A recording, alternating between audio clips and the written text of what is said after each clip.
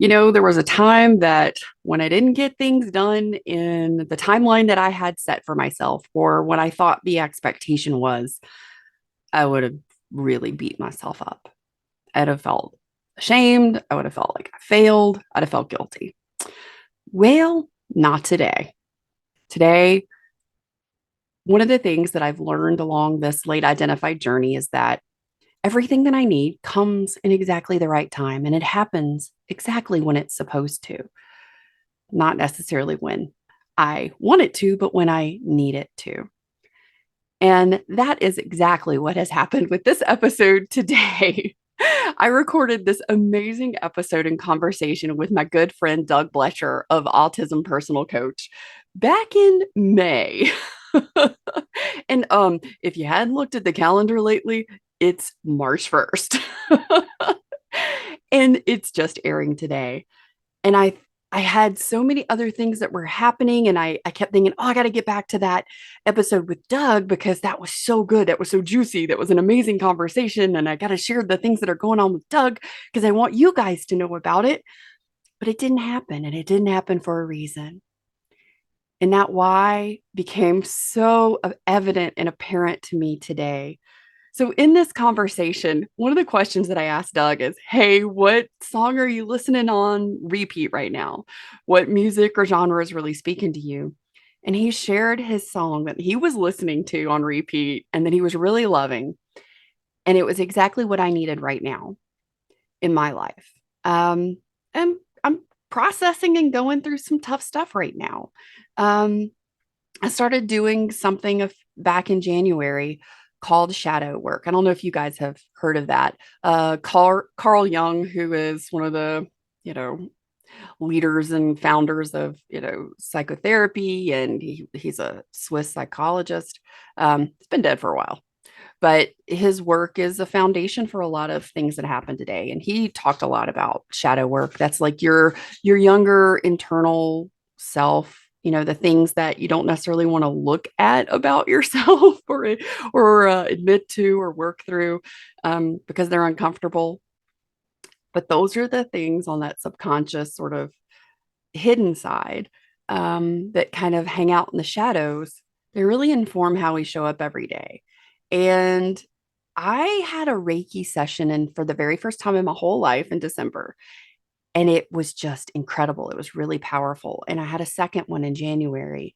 And part of what came through in that Reiki session was that I needed to do some shadow work.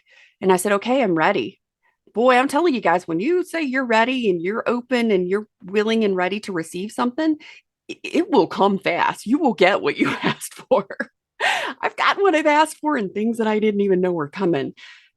And with, alexithymia and just my different processing, and, past trauma and things in my life, it's definitely taken me a lot. And then things have been coming pretty quickly. So I'm having to process, and the next thing comes as soon as I'm like somewhat through processing the next thing. And the song that Doug shared is by Tish Melton, and I'll have it down in the show notes. And it's called We Can Do Hard Things. I just came back from a pretty vigorous walk. I did about a mile and a half real quick. Um, Listening to this song on repeat because, why not? That's how our brains work, right? And the lyrics in the song they spoke to me where I am right now, and maybe they're going to speak to you. Here are the lyrics. I walked through fire. I came out the other side. I continue to believe that I'm the one for me. Because we're adventurers and heart breaks our map. We stopped asking directions to places they've never been. And to be loved, we need to be known. We'll finally find our way back home. And through the joy and pain that our lives bring, we can do hard things. Together, you, me, the person beside you, the person beside me, we together can shoulder the hard things, lighten our loads, and do hard things together. I love that line. The most powerful line in this whole song to me was, we stopped asking directions to places they've never been. In late identified life, I can't think of anything more powerful, that we've finally just sort of hit our rock bottom. We've had enough. Like, we've suffered, we've struggled, we've maybe been in burnout for decades, and it maybe just might be like that level 5 ghost pepper burnout, and you're just like shut down, have nothing left. And you just decide, screw it. I'm not asking directions from people who don't know or haven't lived a similar experience to relate to where I've been or where I want to go. But together, we can. Community is one of the biggest and most important things to me. It's what has made my late identified journey to thriving possible. It's why I'm entering year 4 of being burnout, shutdown, and meltdown free. It's why, in this really hard time right now, processing some pretty big feelings and emotions and things that have been hanging out in the shadows for a bit, that are now ready to come up, that I haven't slipped back into burnout, that I haven't been stuck in that burnout restoration illusion trap. And we're going to be talking about that coming up. But I want to share some of the together things that you can join me in and join your community in coming up this month. I'm really excited to be part of Neurodiversity Celebration Week, sponsored by Lexic, and the amazing Aiden Healy and Sienna Castellon. Sienna is just incredible. And I got to meet her last year and be part of one of the big global discussion panels last year. And this year I was invited to be part of the further and higher education panel on Tuesday, March the 14th. And am joined by Pete Quinn, who will be leading this conversation, and some amazing university professors and educators, folks who are autistic like us, ADHD. We'll be talking about things from different perspectives all around the globe in further and higher education. I'll be focusing on the United States because, hey, that's where I live and that's my university experience. There are over 14 live panel conversations the week of March 13th through the 19th. You can register and get signed up now. And there's also pre-recorded trainings. We have over, I think, 13,000 schools who are registered for this to be part of the program, and to learn more about and share this within their school systems. We have topics and panel discussions on neuro-inclusive friendly workspaces, neuro-inclusive classrooms, insights for parents and carers, neurodiversity and neuroinclusion in the justice system. That's a big one. And of course, my panel, further and higher education, and so many more. I'm like barely scratching the surface because there's 14 of these incredible conversations. Now, they won't be recorded so that everyone in the room feels comfortable and free to share as things come up for them. So if you do want to participate, you do need to be live for those panel discussions. But there's tons of pre-recorded stuff, so don't feel like you might miss something out if it's not in a time frame that works for you. Some other things that are coming up this month. This Saturday, March the 4th, the doors open for Her Brain Connection Lab's very first 5-day relationship connection challenge. Allie and I are super excited to kick this off on Monday, March the 6th, and you will get 5 days. Now, this is free. This is complimentary. You sign up and you get all this amazing stuff for 5 days. You will get a quick little training video. You get our communication styles quiz for yourself and your relationship partner. Now, this can be your romantic partner, this can be your bestie, this can be your work partner. This is something you can go through on your own if you're just trying to figure out maybe some of the communication challenges or mismatches that may be happening in your life. We are going to be giving you a variety of exercises to try out. You choose the one that works best for you every day. It's like low demand. It's super fun. Actually, we're just looking at this as how can we have fun with communication and learn some things about us and learn some things about the people we care about. If you choose to do the VIP upgrade, Allie and I are doing a live VIP question and answer room on Sunday the 12th. What you get along with that VIP upgrade is the worksheets, a little bit deeper dive. You get a private VIP community to ask questions throughout the process every day, and Allie and I will be in there answering those questions every day. So if you are looking for a little deeper dive and you are looking for some communication help with maybe some mismatches that might be happening in your relationships, we got you covered. So make sure you get on the wait list. I'll have the link down in the show notes below. Go ahead and get on that wait list, and you'll be the first notified on Saturday, this Saturday, March the 4th, when the doors open to sign up. And we kick off and start our 5-day challenge Monday morning at 9 a.m. Eastern Time on March the 6th. And last, but of course not least, this year we'll have our second annual Shine a Light Autistic Advocate campaign.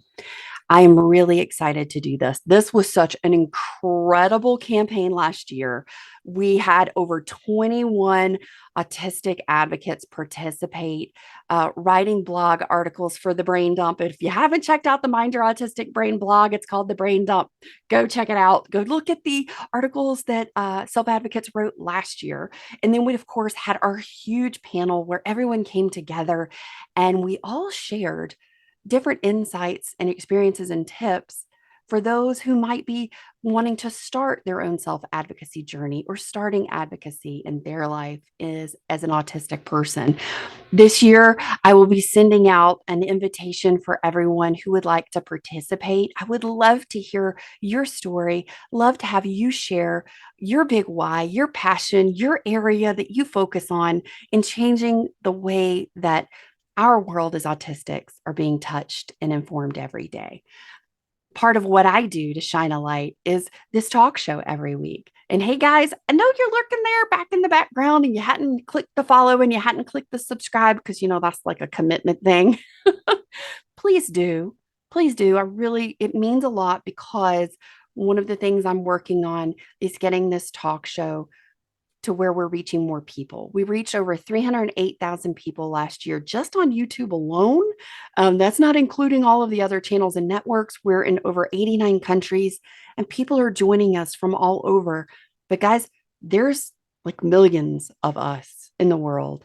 And the more we can help reach and share with the person next to us and do things together so that we're not having to do those hard things all by ourselves anymore, please share this. Please like, please follow, please. If you're on Spotify, if you're on Apple Podcast, please go rate the show. If it's a 5 or better and I've earned it, please be kind. If you can't be kind, just, don't. just saying. I have, some sensitivity myself. I am a person on the other side of this camera and the other side of this conversation. And I would love to be able to help more people, to help other people find us, to find you, because you're part of this community.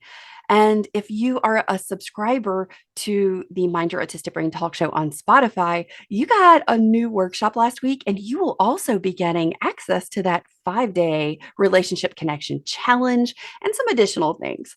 So be sure that if you aren't already part of the Mind Your Autistic Brain community, hey, let me know. Send me an email at info@mindyourautisticbrain.com and say, hey, Carol Jean, how do I join the community? And I'll be glad to get in touch with you and share those things with you. And hey, I'd love to even share a coffee chat with you. You want to Zoom?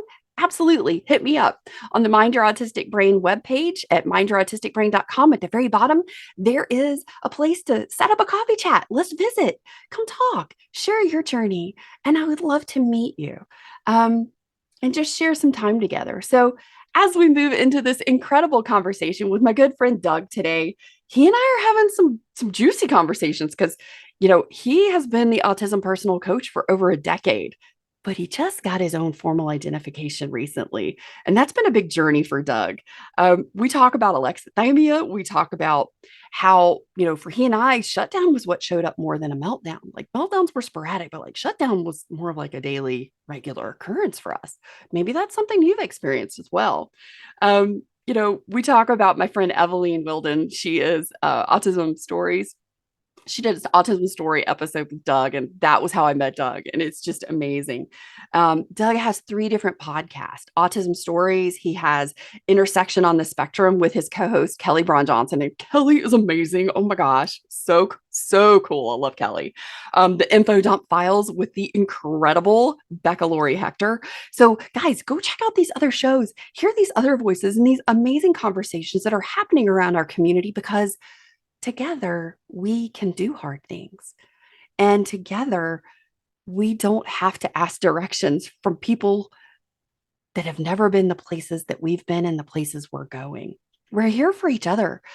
And the most powerful aspect of the conversation that Doug and I shared, to me, was just recognizing how much energy and the other people's energy really impacts our communication and how we show up, and the comfort level, and just like how drained we feel before or after a conversation.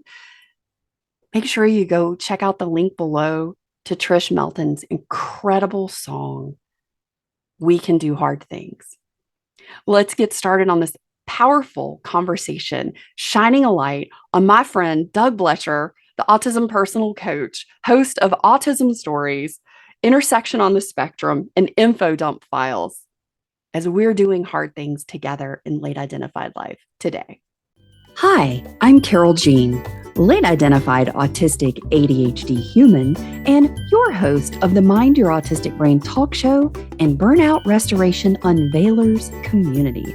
You're about to experience the new way to thrive as a neurodistinct brain and body by getting off the chronic cycle burnout loop for good.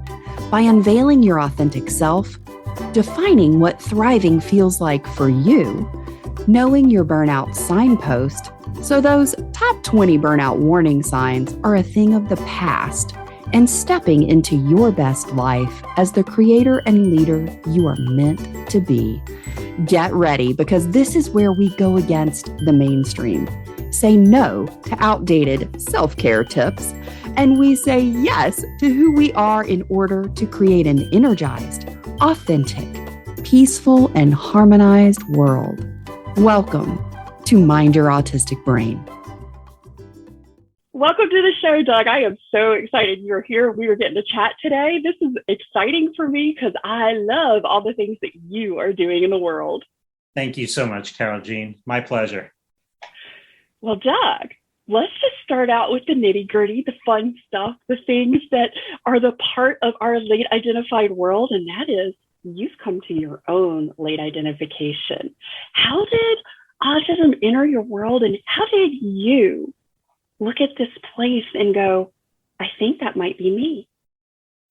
So it's been a long, I don't know if I would say convoluted story, but if it's doesn't like add up, then maybe just ask me some questions. So it started about 20 years ago when I started supporting autistic people. So it started out with kids, and then about 10 years in, started supporting autistic adults, because I wondered, like, well, what happens when these kids become teenagers and adults? So that led to me starting Autism Personal Coach. It'll be 10 years ago in this coming January. And we provide coaching to autistic adults and teens.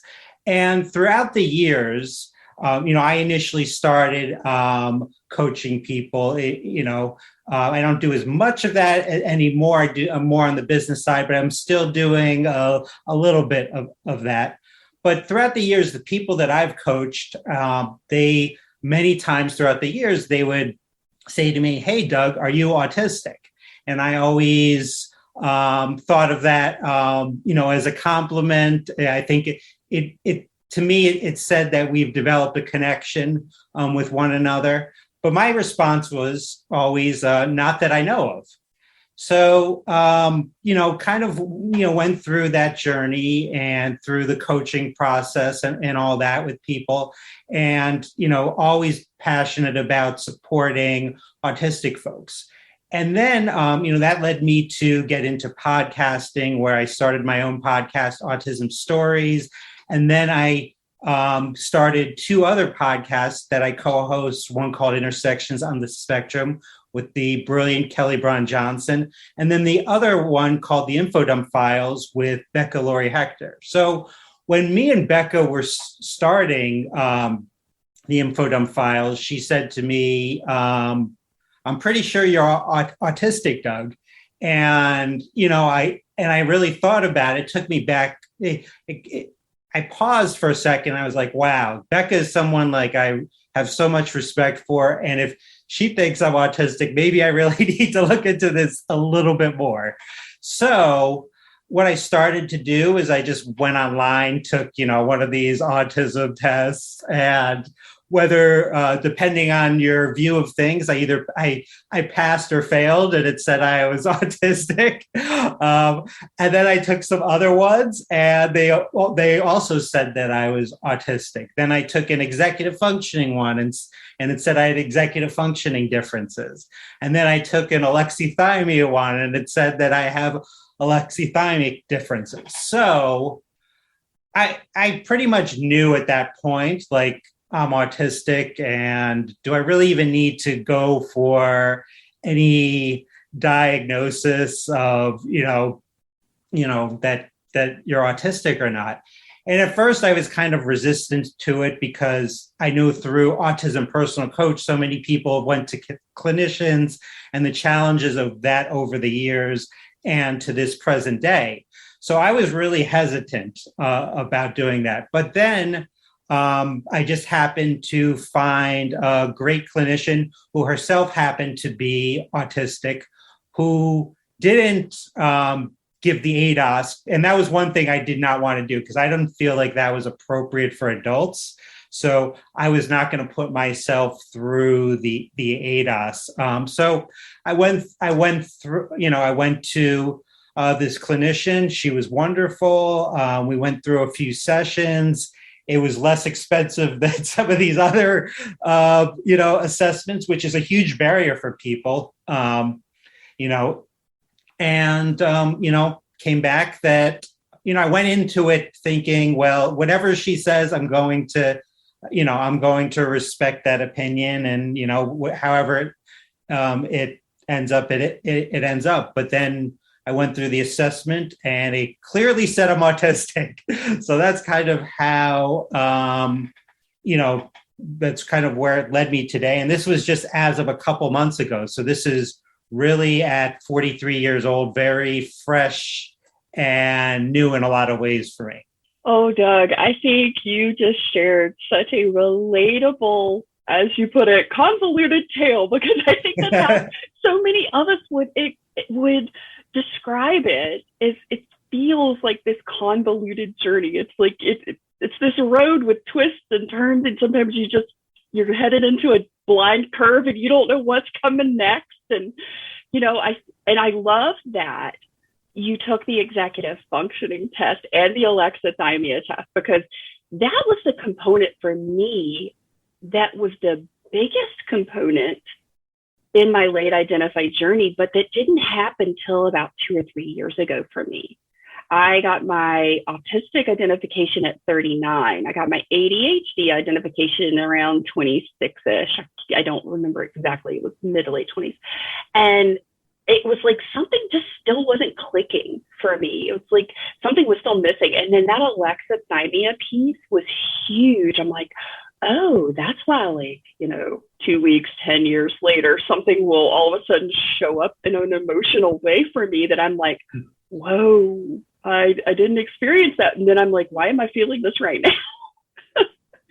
And then having all the feelings and none of the feelings simultaneously going, I'm not really sure. I'm numb, but at the same time, I'm overwhelmed by emotions. And it's like, how do I articulate all of that? And then you start to look at your relationship and all of the things that, broke down or misunderstood in the communication. And you're like, oh, I see where alexithymia was impacting that part of my relationship.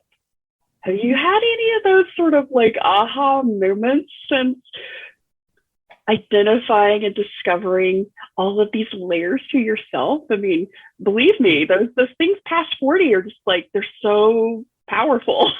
Yeah. I would say yes, in the extent that when I was kind of going through the alexithymia, it really made me reflect on my communication with other people and made me realize like how often I have shutdowns. I don't ever, I hardly ever in my life have had meltdowns, but probably shutdowns is, God, maybe on a daily basis.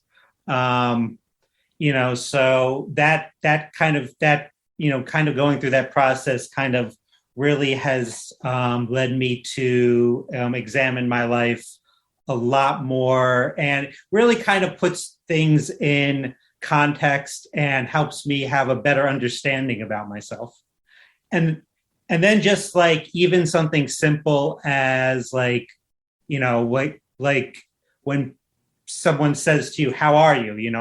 Probably the most common question in the world. Like, that's a hard thing for me to process. And like, well, how am I? And so just even things like that. And I never really have, a lot of times a good answer for that what might seem like a simple question, but it's not a simple question. So yeah, just those kind of things have kind of crept up into my life. Well, I think we just had like the $1 million breakthrough little insight for anyone listening today. If you are late identified autistic or you're autistic, period, and at some juncture in your life, which is probably on a daily basis, like it is for most of us, and someone says, hey, how are you? And you're just like, I have no clue. That is like the most loaded question anyone can ask me, and you cringe and you hate it. You're not alone. And it could be because you might also have alexithymia. And it's just difficult to answer that question no matter when someone asks it. Yeah. Oh, man. I am so excited you're here today. We're having these conversations because, Doug, you share so beautifully with all of your guests. I mean, I was first introduced to you by my friend Evelyn from Awesome Training in Ireland on Autism Stories, when you interviewed her about her article about lining things up, which I love and I have shared on my my Drastic Brain, because it's just one Great of those article. good ones, right? Yeah. And I was listening. I listen to podcasts when I go for a walk or a run. And so I was listening. I remember exactly where I was. I was listening to you and Evelyn. I had my headset on, and I was not far from my house. It was right up the road, and I was just coming up like the super steep hill that we have. It's like it's like a 60% incline, right? 60-degree incline. And it is a hike up this thing. And I was walking up that. I stopped running, and I'm like, no, I'm not running this thing today. I'm walking. And everyone was walking, and you two were just having this conversation about how we see things, how the world looks at things, and what they think is like, oh, we park cars in a parking lot, we have all of these things. And then to us, it's just, and somehow when we do it, it's this big thing, right? It is like somehow it's deficit medicalized, right? It's just like, well, hey, wait a minute, you do this all over the place. But when we do it, somehow it's quote unquote part of our symptoms, and I'm just like, are you freaking kidding me?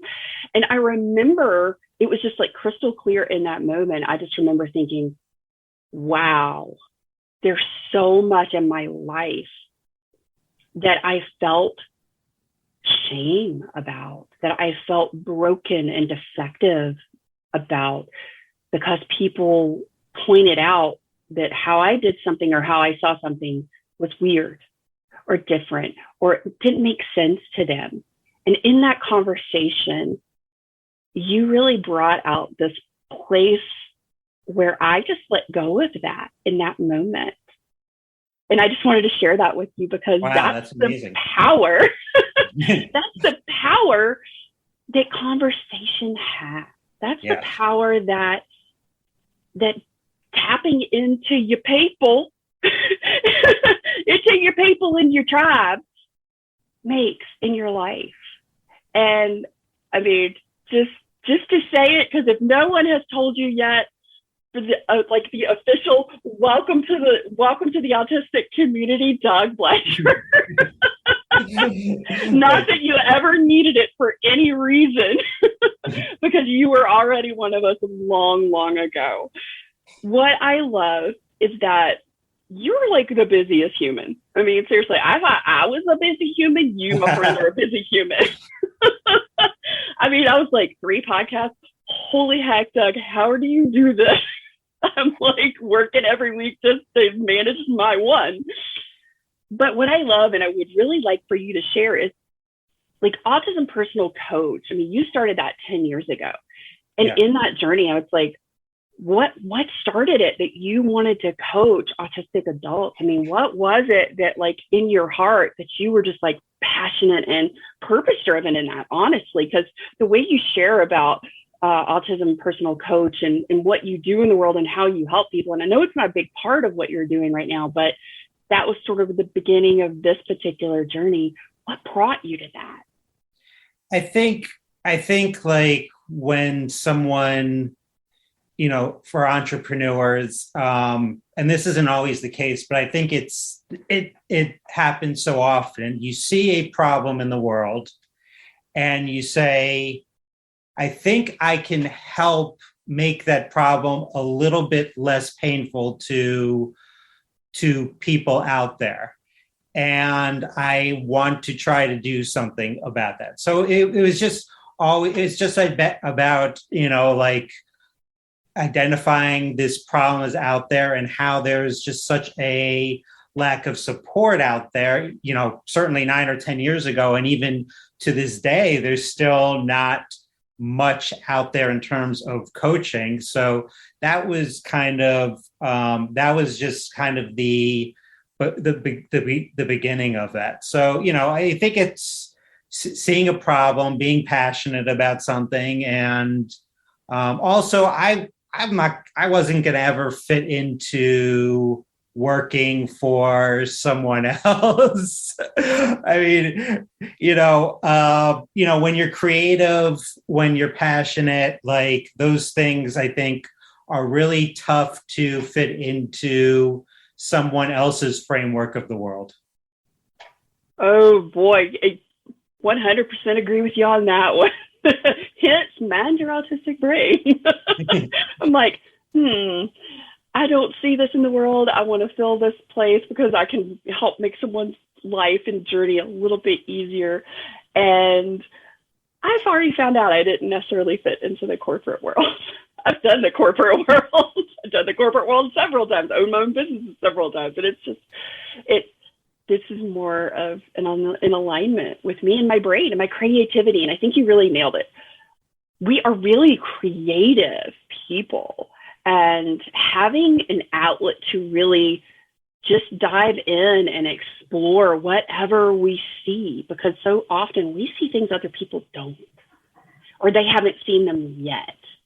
And we see them ahead of the game. And it's like, oh, but 50 steps down the road, there's this. Have you seen? And they're just like, what are you talking about? We're like right here.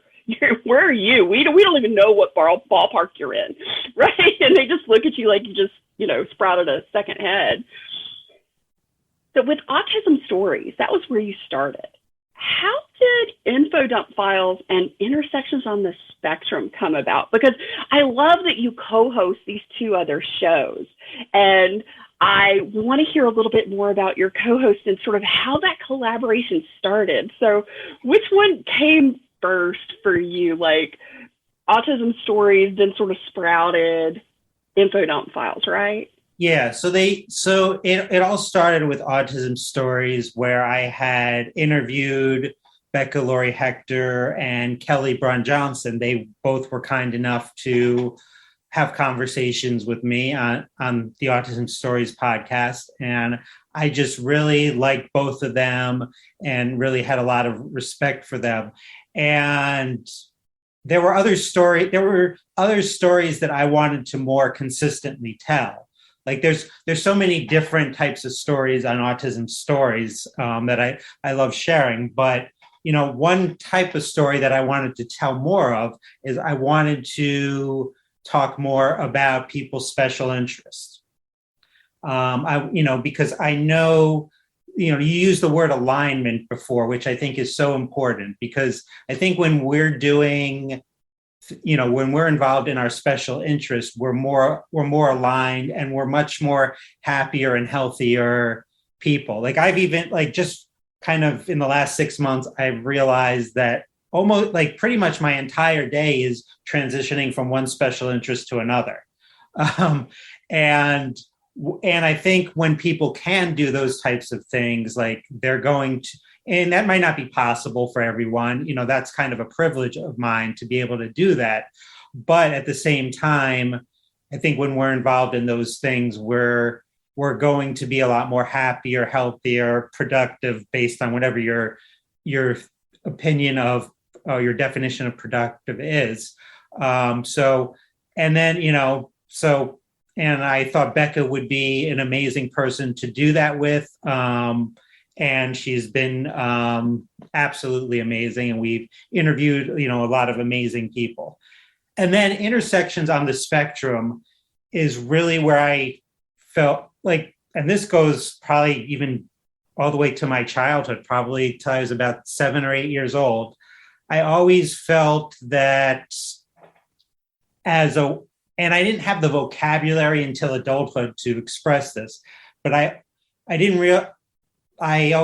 always felt that I had a privilege, like the fact that I'm white, the fact that I'm male, and I think, and I wanted, and then combining that with the autistic experience, I wanted to have more stories out there for Black and people of color that are also autistic. I wanted to have more stories out there for non-binary, trans folks, because I think a lot of times, even within autistic podcasts, those stories are not shared enough, and I wanted to be a part of presenting more of those stories. And I thought Kelly Bron Johnson would be the absolute perfect person, because what my favorite part of Intersections is when Kelly is meeting someone for the first time, and their interactions, and it's almost like I get to participate in the two of them connecting and the conversations that they have. So so that's kind of how it all kind of just starts with I wanted to try to do a podcast, and just kind of just sprouted beyond what I ever expected. I love how these sprouted. I love it because it's like this little tiny seed that just gets sprinkled across, and it's like all of a sudden it takes root and it takes off. Yeah. And info dump files is just really exciting. And you did a special info dump files. You did a couple of live events last month or in April, and I was so mad because I didn't see it till afterward. I'm like, dang, I missed that. I'm so mad. I really wanted to do that. I love how you're doing that, because you make such an important point there. It's like we are more in alignment. We are in our purpose and our joy and our passion when we are in our focused interest, when it's something that really lights us up. And as my friend Laura says, something that sparks us. Yeah. And being able to share that with other people, because so often we don't really have a place or people to share or talk to about what our focused interest is. And then finding other people that have a similar focused interest to sort of, really do an info dump on. And what I love that so much is, the name of my blog and newsletter is The Brain Dump.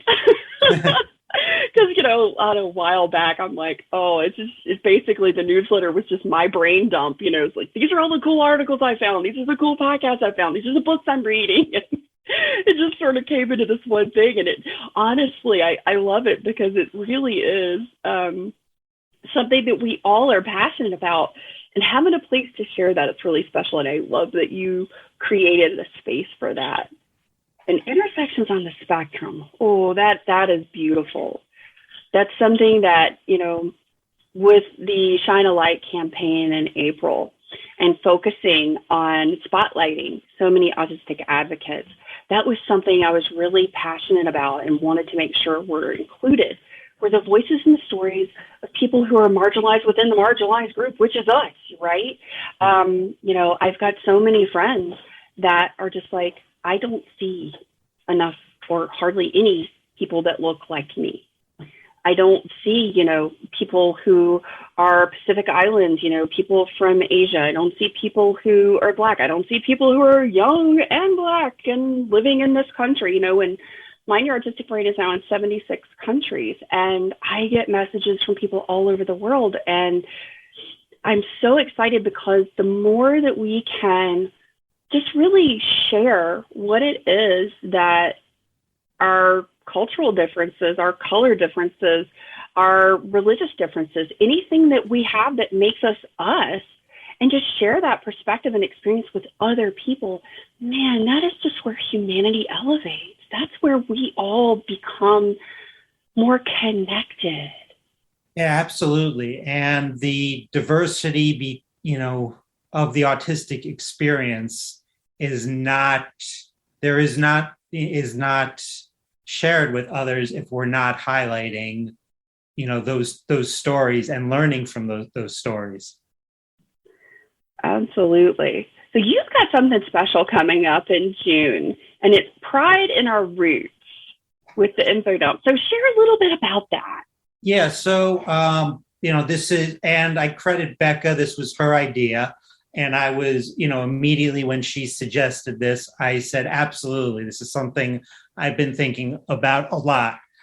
So what Pride in Our Roots is, it's going to be during the month of June. It's going to be a 4-part series that is part of the Info Dump Files podcast, where we're going to be interviewing advocates that came during the early days of the internet or previous to that, because so often we're, I think there's so many amazing advocates on social media, whatever platform you're on, you can learn from autistic folks. And it's really incredible what, the advocacy that is out there. But that was not always the case. And it was really, really hard to advocate, even though we still have a long way to go. It was just so much harder to advocate. And I don't think people understand, those that are late diagnosed, that those that are maybe in their, 20s or so, in their teens, in their early 30s, what advocacy looked like back then. And, we have 4 amazing advocates that are going to share their stories and, give advice to some younger advocates as well. And, these were people that I was inspired by, Becca was inspired by, and just knowing the people that came before you, I think really can only inspire your advocacy. Oh, I couldn't agree with you more on that one, Doug. I really do. And I cannot wait for this series. That's going to be really exciting. So I have a question that I think might be really pertinent and really relevant in your world right now. How do you now see things a little differently, or what has come to light for you in your personal autism journey that you can look back or reflect on your coaching over the last 10 years with all of your clients, that now you're like, oh, wow, this really is landing, or this one particular aspect is really standing out for me right now? What would that be? So it's a great question. I mean, a lot of things. I think as you go through your journey, you know what you know when you know it. But one thing in particular that stands out for me is communication, and how spoken words or mouth words. There's so many people that are better than that than me. So many other autistics that are better than that than me. But how the importance of preferred method of communication, and not just even text or AAC or writing. But to me, the most untapped or not talked about enough method of communication, I can only speak for myself, but I believe that it's true for many other autistics, is that energy is the number one way of communication. And just continuing to think about that in, past when I've coached people, and just focus more on that when I currently still coach a few people and coach my coaches that coach, other autistics. So I think energy is probably the most important thing that I'm really thinking about more and more. It's kind of been my new special interest over the last year of energy and law of attraction and a lot of that stuff. Oh, well, you're speaking my language now. Talk about a focus interest. And I love that, because I think, that's one of the things that comes up a lot in conversations that I have with my coaching clients, and just within the community in our live Zoom events. And, even in just DM conversations with, a lot of my autistic friends and members. And it's, energetically, we feel so much. And it's just like, and we're very, sometimes I know for myself, like hyper aware of my own energy. That's been like the biggest part of sort of my Burnout to Thriving journey is, where's my energy going out, but where's my energy coming in? What gives me energy? What brings energy to me? What recharges my battery? Because I lived in this battery deficit for 4 decades, not recognizing that everything that I expended needed to be replenished. And I somehow for myself, I was on a subconscious level was thinking, I don't deserve that. I'm not good enough. I don't need to have that. No, I don't want to receive it. I'll just keep giving. Right. And that's a tough place for a lot of us, I think, but it's also a beautiful place to start recognizing, well, what's someone's energetic, field over here? Because we feel it.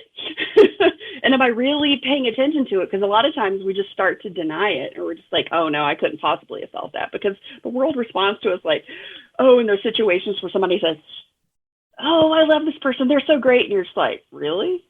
I don't feel that. I don't get that. I get this weird vibe, and they're like, oh no, they're great. We love them. And like 6 months down the road, they're like, you were right. Oh my gosh. I'm like, I mean, how often does that happen in your world? Yeah. Yeah. And I also think like, just like we're not taught to pay attention to our energy. We're not taught, like I think there's a lot of connections to this with interoception.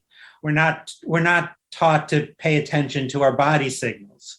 And when we start to pay attention to our body and the energy that we have, like we start to have a better relationship with ourselves.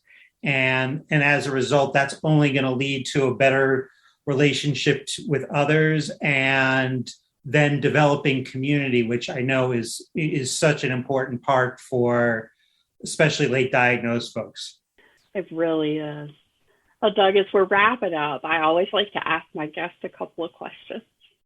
Number one, what is the one thing that you would love to share with someone who is just coming to their own autistic identification today that you'd like them to know as they begin their journey? Something that may have impacted you that you'd like to pass on this knowledge and experience? Wow, just one thing. That's different. I know, right? It's a tough one. So top of mind. Yes, I mean, I think so many different things, but I would say maybe just the one thing starting out, like if you're late diagnosed, if you're self-diagnosed, that's just as valid. And you're just kind of like learning about the autistic experience, learn from other autistics, go onto social media, just, type in, hashtag autistic and just start reading. Every autistic person is different, but we also have a lot in common. So I think just educating yourself about the autistic experience and how it relates to you specifically, I think is so important, because so often we have this kind of internalized ableism, these ridiculous standards that our society has out there. So I just think, starting out, learning from other autistics, and it's a great way to develop community, as a result, and figuring out how to incorporate some of the things that people talk about into your life. So if you look back in your late identified life and you look back at this new knowledge that you're like, wow, I've been autistic all along. It's just now so many things make sense. This whole new lens has colored everything. There's also part of this early process that we all go through in late identified life, and that is, I wish I would have done this. I wish I would have known this. I wish I wouldn't have done that. Top of mind for you today, when we go through this reflective period, and I'm sure you've probably sort of in the thick of it perhaps at this point, what do you wish you would have known, or what do you wish would have been different for you? Well, if I knew this earlier in life, I think I would have been able to, while it still would have been difficult, and it still is, I think I would have been able to advocate better for myself. Like, I think we're all somewhere on the advocacy spectrum. Sometimes we're too strong of an advocate. Sometimes we're not strong enough of an advocate. Sometimes we're in the sweet spot. For me, I'm typically not strong enough of an advocate for myself, just because of the energy that maybe I feel from others. And I've let that affect me more than it should.